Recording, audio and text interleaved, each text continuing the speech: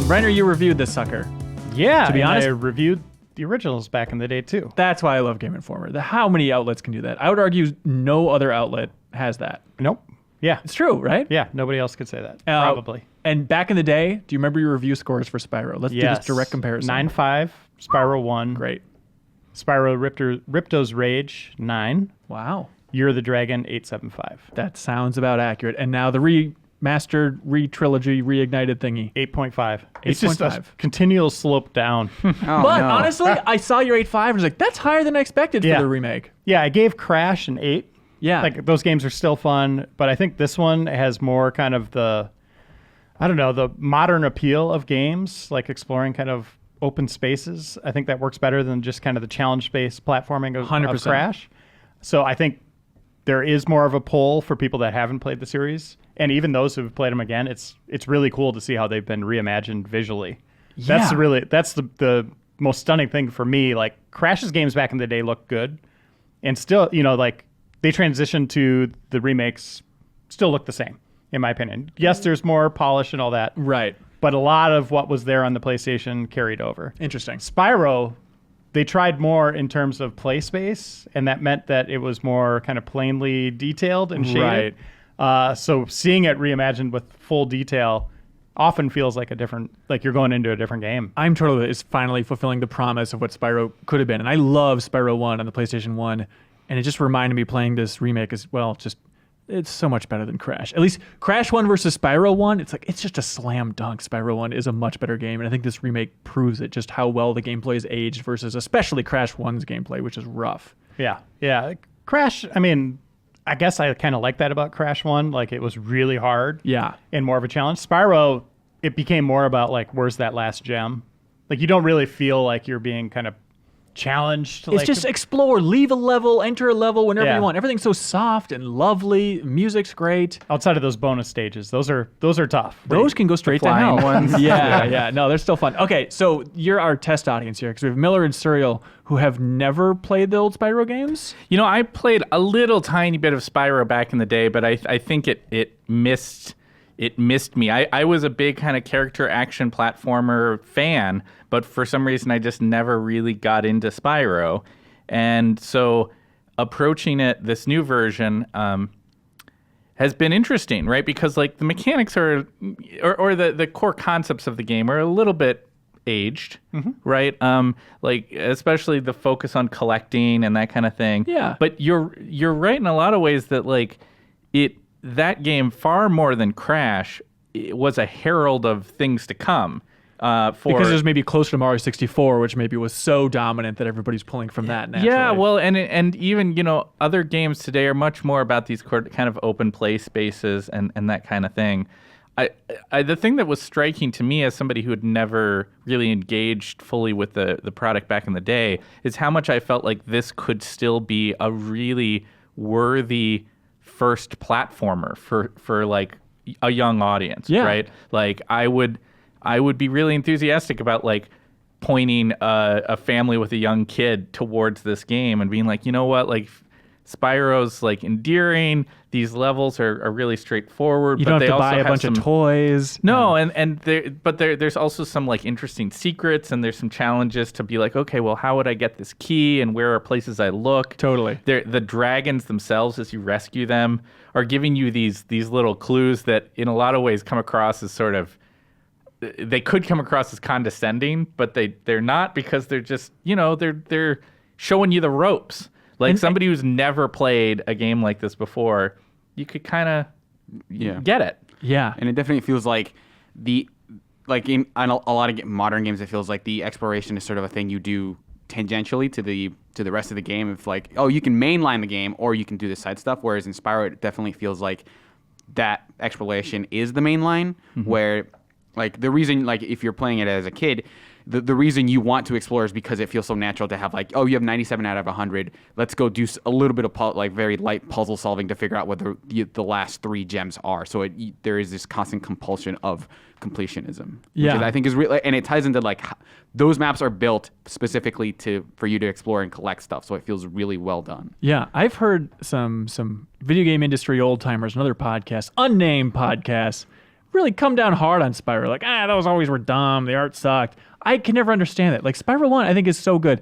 Where I will give it to them is I fell off that series so quickly because 2, I dabbled a little bit with not too long ago, actually, like on PS3 when it was released as a classic or whatever.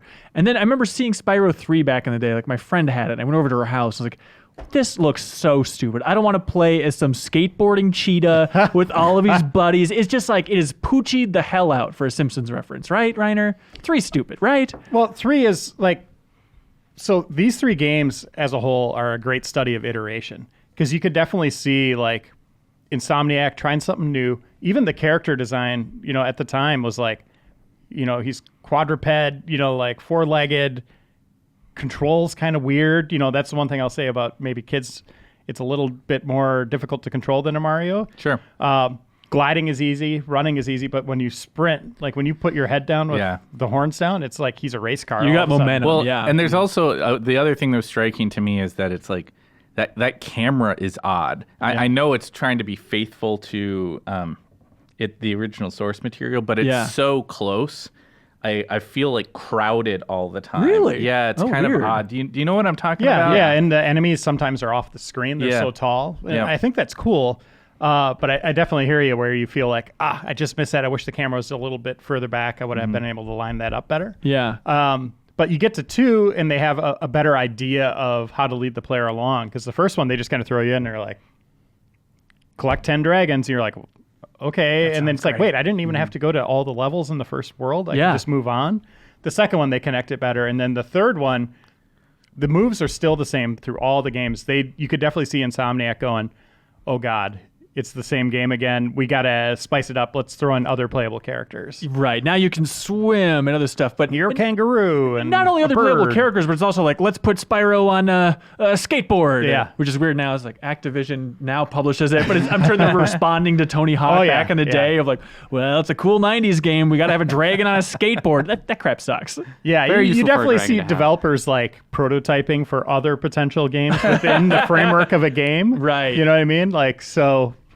Thankfully, they didn't make a skateboarding game. Yeah. But it's kind of neat. It definitely like ages it a little bit. You get that sense of the 90s from it. And I think that's cool from a game that came from the 90s. Right? I'm trying to figure out, just in my own mind, why I love Crash 3 for that variety, but Spyro 3 I poo-poo on for that variety. Am I just a curmudgeon? I should just accept both as equally experimental and weird? From what I remember about Crash, it felt like the variety came from stuff other than the playable characters. It felt like you were visiting these really crazy worlds, so it feels like, okay, I'm using the same tool set in different environments, whereas I think maybe I haven't played Spyro 3 obviously, but like it feels maybe like if the playable characters are the thing, maybe it just feels like it was a little more hamstrung. I don't know. Crash 3, it changes it up with vehicles and you're riding on different things. Jetpacks. Your scuba suit, all that stuff. Like it really shakes up the core. Part of that, I think, was the pace of sequel games at the time is different Once than a it is year. now. Yeah, I mean, you get these things really frequently.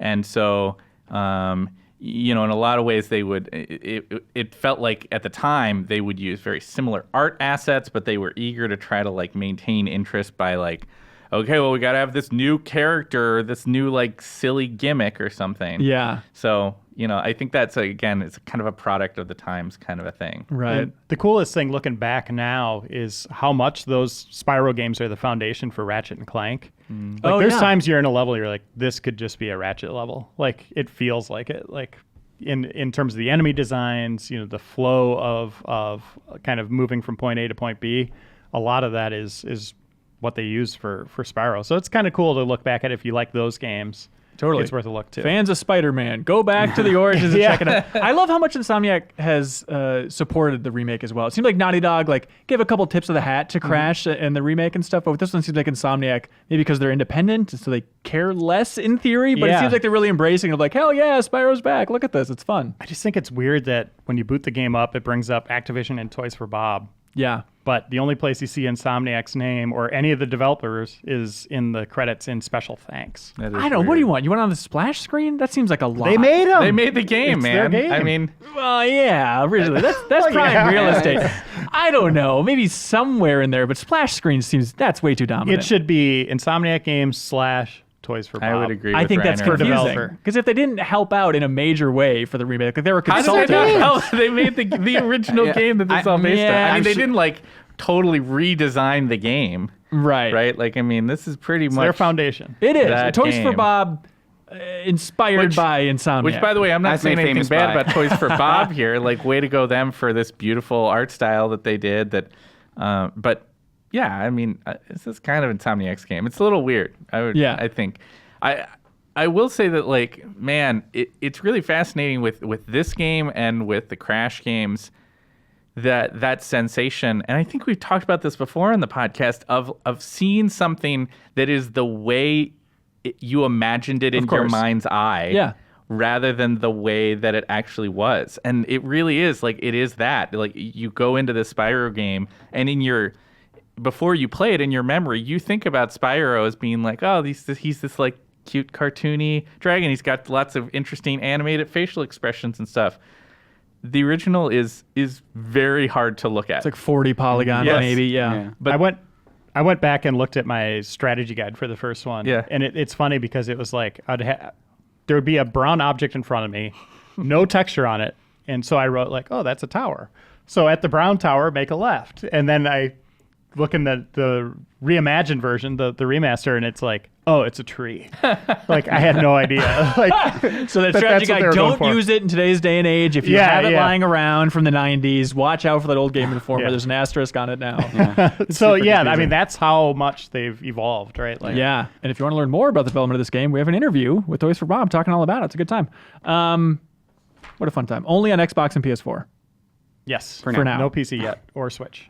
It has to be coming. We talk about it a little bit in the interview, and I don't know, they're like, we don't even know if it runs on a Switch, but if they're not having the Switch audience in mind while making this game, they are blowing it hard because Yeah. that thing would sell a gazillion on Gangbusters. Switch. Yep. Yeah. I hope they make a new Spyro game. I hope it's as clear and obvious as it seems from the outside of now Vicarious Visions can make a new Crash in that style, and now Toys for Bob can make a new Spyro in that style. I think a new Spyro would be held to different standards.